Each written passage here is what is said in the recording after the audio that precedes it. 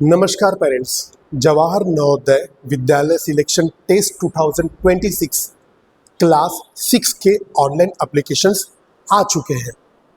तो इस वीडियो में हम ये जानने वाले हैं कि किस तरह से आप अप्लाई कर सकते हैं, कौन कौन बच्चे इसके लिए अप्लाई कर सकते हैं और डॉक्यूमेंट्स क्या लगने वाले हैं, एलिजिबिलिटी, एग्ज़ाम की डेट, रिजल्ट कब आएगा और नया सिलेबस क्या है, ये सब हम इन वीडियो में बताने वाले हैं। अगर कुछ बातें हमसे छूट गई या फिर आपका कोई डाउट आ रहा है तो आप वीडियो में कमेंट कीजिए, हम हर कमेंट का रिप्लाई देंगे, हर डाउट का रिप्लाई देंगे। तो अगर आपको अप्लाई करना है, आपको सारी जानकारी मिल चुकी है तो आप गूगल पर आइए। अगर आप खुद से फॉर्म भर रहे हैं तो मेरा सजेशन ये होगा कि आप किसी इंटरनेट कैफ़े वालों के पास जाकर ही फॉर्म भरें। उनको थोड़ी अच्छी नॉलेज होती है क्योंकि वो उनका हमेशा का वही काम होता है। या फिर आप अगर खुद भर सकते हैं, आप खुद भी कर सकते हैं अप्लाई। तो सबसे पहले गूगल में आइए, यहाँ पर आप नवोदया सर्च कीजिए। सबसे पहले एक वेबसाइट खुलेगी navodaya.gov.in, इस पर क्लिक कीजिए। इस वेबसाइट में कुछ वर्क चल रहा है तो सबसे लास्ट में यहाँ पर लिखा होगा click here to submit online application for class 6 JNVST 2026, you may apply here. तो यहाँ पर सबसे लास्ट में एक लिंक दी हुई है, इस लिंक पर हम क्लिक करेंगे तो हमको class 6 Jawahar Navodaya Vidyalaya selection test 2026 का अप्लाई करने के लिए लिंक और उसके प्रॉस्पेक्टस सब मिल जाएगा। जैसे यहाँ पर लिखा हुआ है कि रजिस्ट्रेशन करने के लिए इस लिंक पर क्लिक कीजिए, रजिस्ट्रेशन फॉर्म को प्रिंट करने के लिए इस लिंक पर क्लिक कीजिए और बाकी सब जानकारी, और click here to view prospectus. Prospectus आपको देखना है। प्रॉस्पेक्टस मतलब क्या कि ये जो सिलेक्शन टेस्ट है 2026 की, इसके बारे में सारी जानकारी यहाँ पर दी हुई है और उसी को मैं आपको यहाँ पर बताने वाला हूँ। तो यहाँ पर आप क्लिक करोगे तो यहाँ पे मेरी पहले से ही डाउनलोडेड है वो PDF फाइल, तो मैं यहाँ से तो नहीं, मैं सीधा मेरे पास जो फाइल डाउनलोडेड है वहाँ से जाकर मैं आपको प्रॉस्पेक्टस दिखाता हूँ और सारी जानकारी आपको देता हूँ। तो ये है एप्लीकेशन फॉर्म। क्या लिखा है? Jawahar Navodaya Vidyalaya selection test 2026, last date to apply 29 July 2025। तो ऑनलाइन एप्लीकेशन करने की जो लास्ट डेट है वो 29 जुलाई है। ठीक है।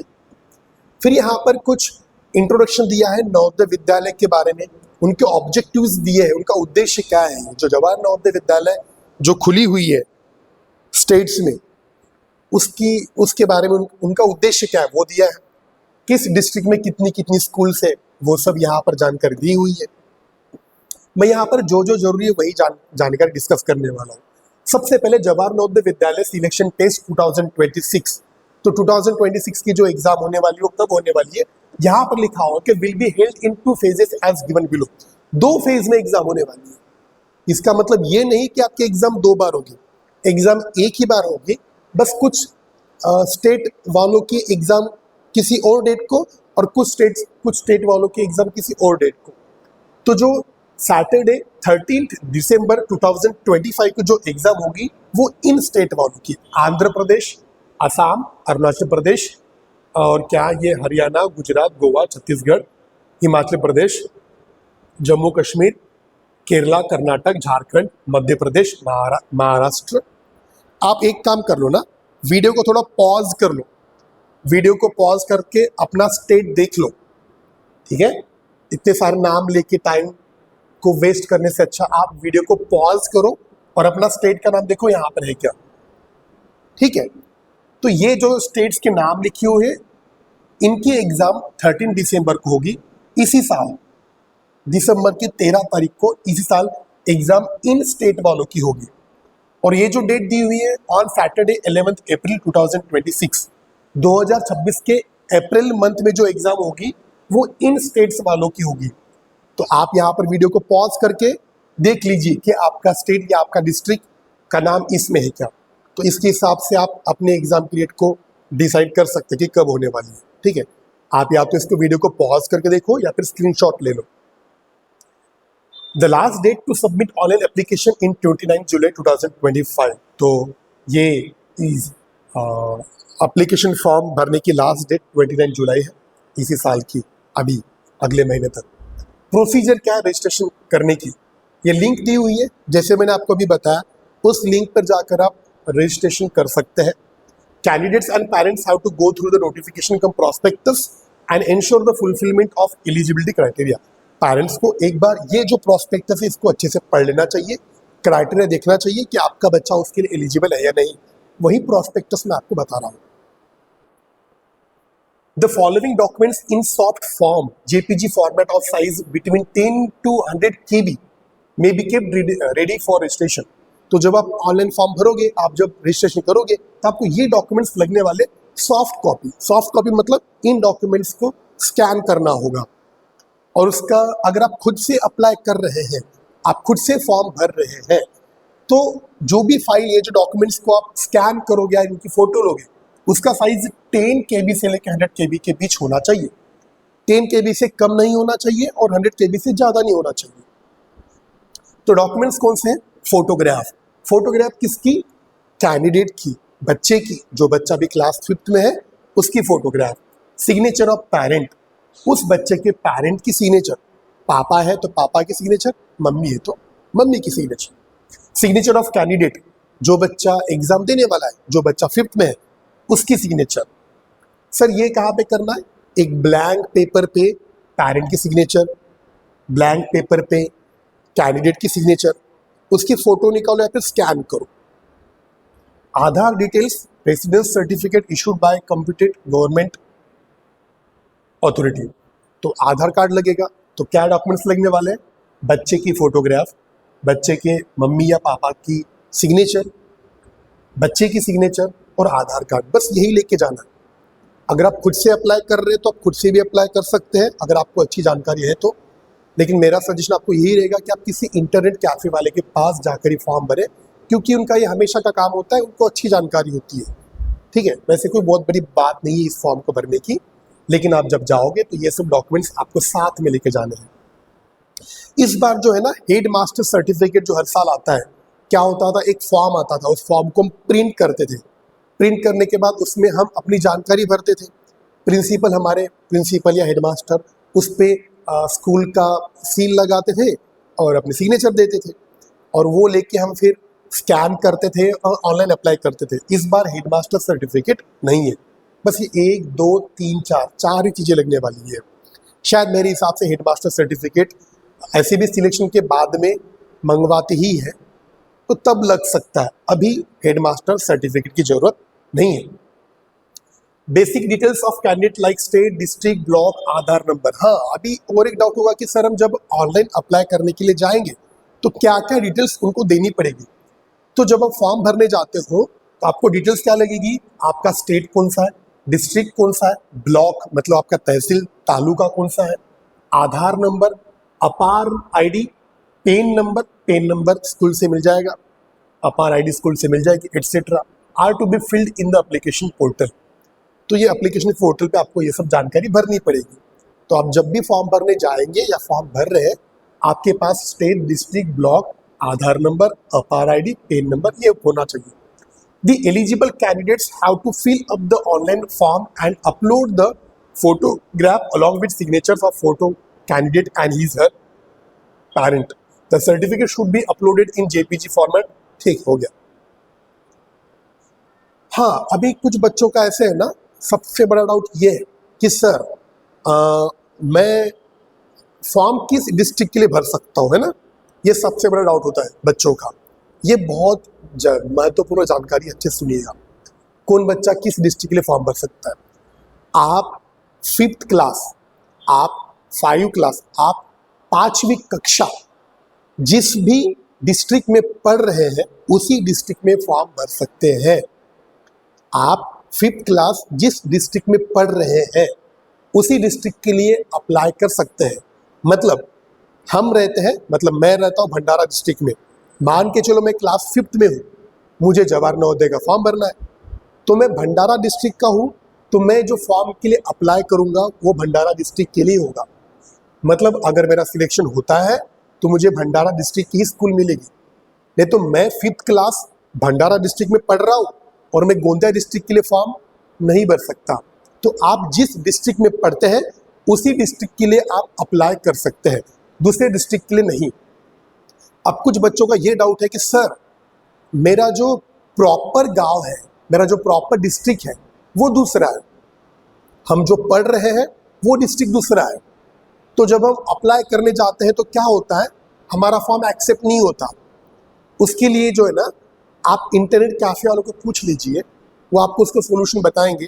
या फिर उसका और एक सोल्यूशन है, आप क्या करें, जैसे मैं प्रॉपर गोंदिया डिस्ट्रिक्ट का, लेकिन मैं 5th क्लास पढ़ रहा हूँ भंडारा डिस्ट्रिक्ट में, तो मुझे क्या करना पड़ेगा, मेरा खुद का जो आधार कार्ड है उसको अपडेट करना होगा। उस पर जो एड्रेस मेरा जिस डिस्ट्रिक्ट का हूँ जो दिया है उसको चेंज करके 5th क्लास जिस डिस्ट्रिक्ट में पढ़ रहा हूँ उस डिस्ट्रिक्ट का एड्रेस मुझे लिखना पड़ेगा। मतलब क्या कि अगर आप किसी और डिस्ट्रिक्ट के हैं लेकिन पढ़ रहे हो किसी और डिस्ट्रिक्ट में, तो जिस डिस्ट्रिक्ट में आप पढ़ रहे हो उसी डिस्ट्रिक्ट का एड्रेस चेंज कर दीजिए अपने आधार कार्ड पर, तो आप अप्लाई कर सकते हैं। या फिर अगर आपको प्रॉब्लम आती है आप कमेंट करना, मैं आपको इसका सोल्यूशन दूंगा। ऐसे नहीं है कि बोर्ड से बच्चे सोचते हैं कि सर हम किसी और डिस्ट्रिक्ट के हैं, किसी और डिस्ट्रिक्ट में पढ़ रहे हैं तो हम तो अप्लाई नहीं कर सकते। ऐसे नहीं है, आप किसी भी डिस्ट्रिक्ट के हो, किसी भी डिस्ट्रिक्ट में पढ़ रहे हो, आप अप्लाई कर सकते हैं। बस आपको पता होना चाहिए। जैसे मैंने आपको बता दिया, आधार कार्ड पे एड्रेस चेंज कर दीजिए। या फिर दूसरा भी उपाय है, आप कमेंट करना, मैं आपको बताऊंगा। और ऑनलाइन अप्लाई करने की जो कॉस्ट है फ्री है, कोई फीस नहीं लगने वाली है, कोई डिमांड ड्राफ्ट नहीं है, ठीक है। हाँ सर, हम तो इंटरनेट कैफे में गए फॉर्म भरने के लिए, वो 50 रुपये, 70 रुपये, 100 रुपये मांग रहे हैं। हाँ भैया, वो इंटरनेट कैफे वाले अपना चार्ज ले रहे हैं। तो JNVST 2026 में अप्लाई करने के लिए कोई भी चार्ज नहीं लगेगा, फ्री ऑफ कॉस्ट है।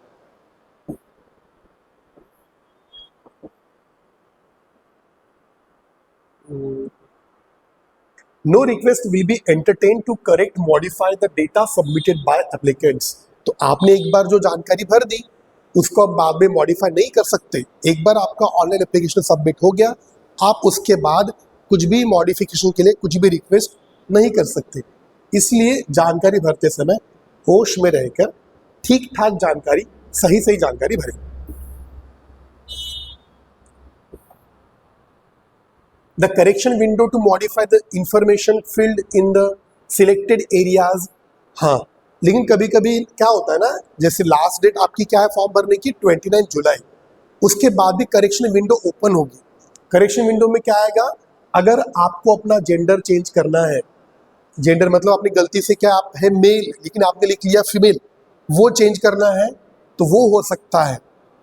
मतलब ऑनलाइन एप्लीकेशन की लास्ट डेट जाने के बाद एरिया कौन सा, रूरल और urban area, category OBC, SC, ST, general category, disability and medium of examination, 1 2 3 4 5 changes आप ऑनलाइन अप्लाई करने के बाद भी, ऑनलाइन एप्लीकेशन भरने के बाद भी कर सकते हैं।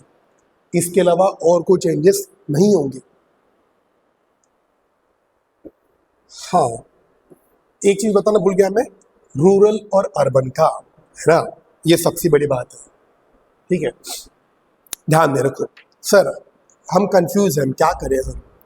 देखिए, आप जब फॉर्म भरने जाओगे तो आपको क्या लिखना पड़ेगा, आप क्लास 3rd जब पढ़े तो वो स्कूल रूरल में आती है कि अर्बन में आती है? रूरल मतलब गांव और अर्बन मतलब शहर। अब गांव का मतलब ऐसे नहीं, क्योंकि मैं साकोली से आता हूँ, मैं साकोली एक अर्बन एरिया है, लेकिन साकोली की कुछ स्कूल ऐसी है जो हमें लगती है कि साकोली में है लेकिन वो किसी गांव के एरिया में आती है, तो वो लोग रूरल लिखते हैं।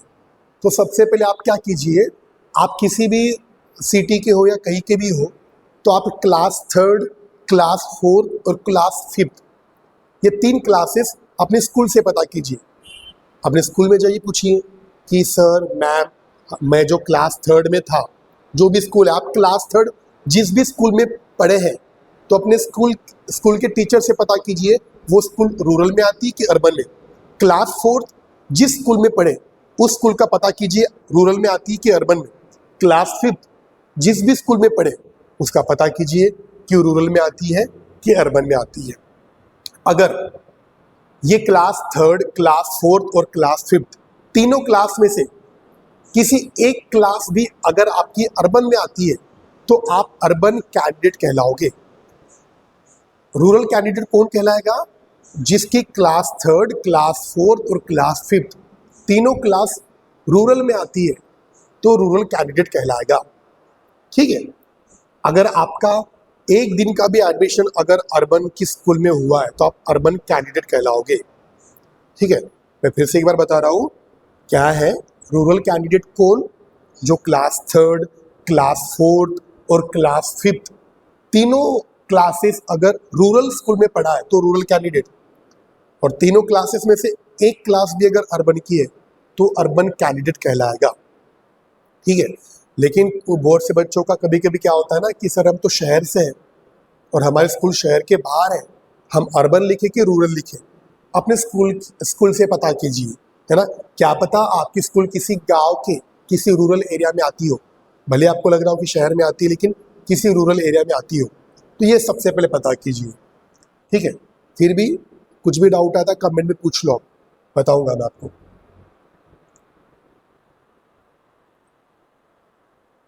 Result of the selection test, इसका जो रिजल्ट आएगा वो अगले साल 2026 के मार्च के एंड तक आ जाएगा।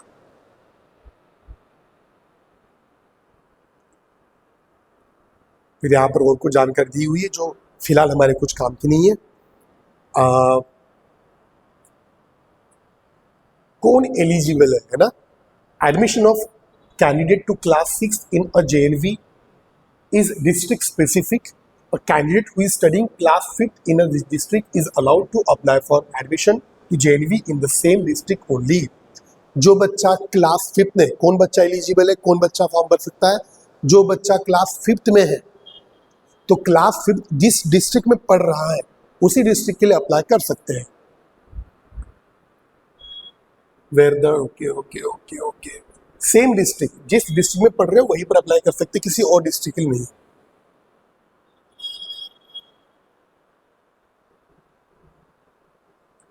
और 5th क्लास जिस डिस्ट्रिक्ट में पढ़ रहे हो वहां पर आपका रहना भी जरूरी है, मतलब एड्रेस प्रूफ आपको उस डिस्ट्रिक्ट का देना पड़ेगा। Candidates who have passed class 5th before the session 2025 to 2026, जो बच्चा पहले से क्लास 5th पास हो चुका है और क्लास 6 में चला गया है वो अप्लाई नहीं कर सकता। जो बच्चा 5th क्लास में पढ़ रहा है वही अप्लाई कर सकता है। एज कैटेगरिया, सॉरी एज क्राइटेरिया, है ना। देखिए सबसे पहले आप अपनी एज देखिए, कैसे देखोगे कि कौन बच्चा अप्लाई कर सकता है?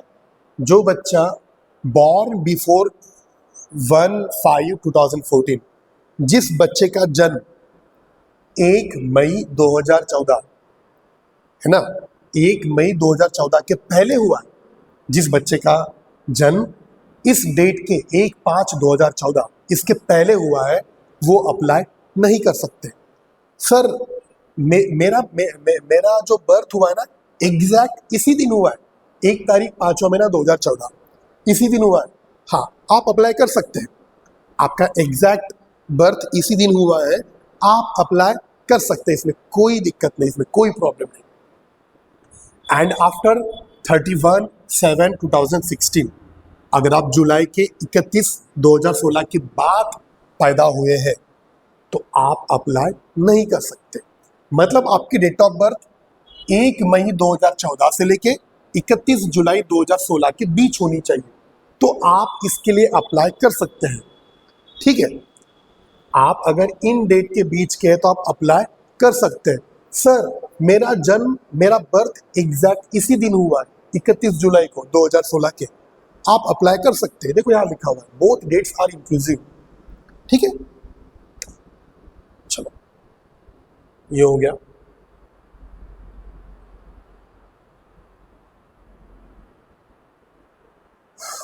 A candidate seeking admission to class 6th must have studied and passed class 3rd, 4th and 5th from a government aided recognized school spending 1 full academic session।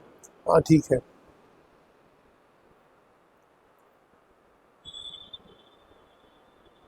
For rural candidates, देखो मैं बार बार, अभी कुछ बच्चों को पता नहीं होगा कि सर ये रूरल अर्बन को इतना क्यों जोर दे रहे हो, है ना।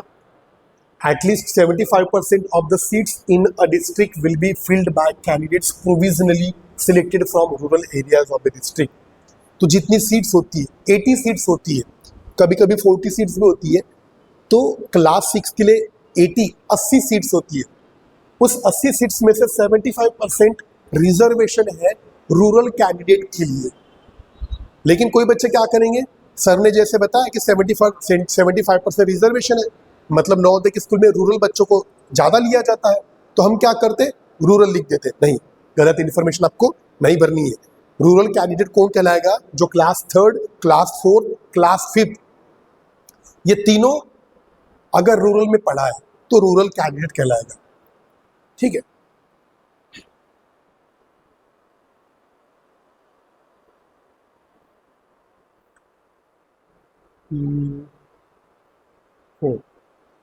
डॉक्यूमेंट्स ये सिलेक्शन के बाद की प्रोसेस है, इसको स्किप कर देंगे। सेंटर ऑफ एग्जामिनेशन वो आपको बाद में पता चल जाएगा, है ना। फिर आते हम यहाँ पर लैंग्वेज ऑफ द एग्जामिनेशन। हाँ सर, हम किस लैंग्वेज में एग्ज़ाम दे सकते हैं, ये बहुत बड़ी गलत फहमी है बोर्ड से पेरेंट्स के बीच में, बोर्ड से बच्चों के बीच में। उनका क्या कहना होता है कि सर, स्पेशली मैंने जितना सुना है, हमारे यहाँ क्या होता है, उनका बोलना है कि हम गवर्नमेंट स्कूल में पढ़ते हैं तो हम सिर्फ मराठी मीडियम में ही, मराठी में ही एग्ज़ाम दे सकते हैं। या फिर कहीं का है कि सर हम, जैसे कोई और स्टेट के हैं, उनका बोलना है कि सर हम गवर्नमेंट के स्कूल में हैं तो हम हिंदी में ही एग्ज़ाम दे सकते हैं। ऐसे नहीं है, आप अपने स्टेट के हिसाब से, जैसे कि मैं महाराष्ट्र की बात करूँगा, महाराष्ट्र अगर आप महाराष्ट्र से हो तो आप इंग्लिश, हिंदी, कन्नड़, मराठी, उर्दू, तेलुगु, गुजराती, बंगाली इन लैंग्वेज में एग्ज़ाम दे सकते हैं। हमारे कुछ स्टूडेंट्स पंजाब से हैं, उनका देखते एक बार कहाँ लिखा है, कहाँ है पंजाब के बच्चे इंग्लिश, हिंदी और पंजाबी में एग्ज़ाम दे सकते हैं। कुछ बच्चे हमारे एमपी से हैं, मध्य प्रदेश, इंग्लिश, हिंदी, उर्दू, मराठी, गुजराती इन लैंग्वेज में आप एग्ज़ाम दे सकते हैं। एग्ज़ाम दे सकते हैं मतलब क्या होगा, अगर मान के चलो कि आपने इंग्लिश मीडियम सिलेक्ट किया, medium of examination English select किया, तो आपको क्या करना पड़ेगा। हाँ, पेपर कैसे आएगा वो बता रहा हूँ मैं। पेपर में क्या होगा ना, मेंटल एबिलिटी में जो सब डायग्राम्स होती है उसमें लैंग्वेज की उतनी ज़रूरत नहीं पड़ेगी। तो आपने अगर इंग्लिश मीडियम सिलेक्ट किया तो आपका मैथ्स के जो क्वेश्चंस आएंगे वो इंग्लिश में लिखे हुए होंगे, आपके जो पैसेज आएंगे वो इंग्लिश में लिखे होंगे। अगर आप हिंदी में लिख रहे हैं, अगर आप medium of examination Hindi choose कर रहे हैं तो आपका पेपर में जो पैसेज आएंगे वो हिंदी में आएंगे। मराठी लैंग्वेज जो चूज की है आपने, तो जो पैसेज आएंगे वो मराठी में लिखे होंगे, मैथ्स के जो क्वेश्चंस होंगे वो मराठी में होंगे। तो आप देखिए आपको किस लैंग्वेज में अप्लाई करना है। लेकिन जो बच्चे मेरी क्लासेस कर रहे हैं ऑनलाइन या ऑफलाइन, आपको मेरा ये बोलना है, स्ट्रिक्टली बोल रहा हूँ मैं आपको मीडियम ऑफ एग्जामिनेशन सिर्फ और सिर्फ इंग्लिश ही सिलेक्ट करना है। ठीक है, मेरी क्लासेस से जो बच्चे हैं आपको इंग्लिश मीडियम ही सिलेक्ट करना है।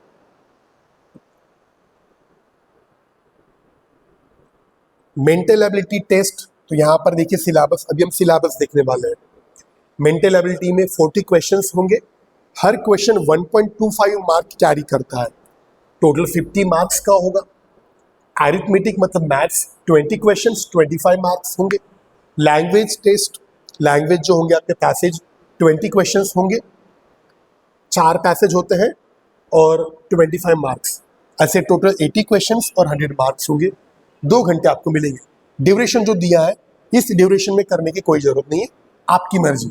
आप मेंटल एबिलिटी को 1 घंटा लगा, पूरे 2 घंटा लगा, है ना। ये एक सजेशन है इनकी ओर से। आप कितना भी टाइम लगा सकते हैं। तो 80 क्वेश्चंस होंगे और 100 मार्क्स होंगे।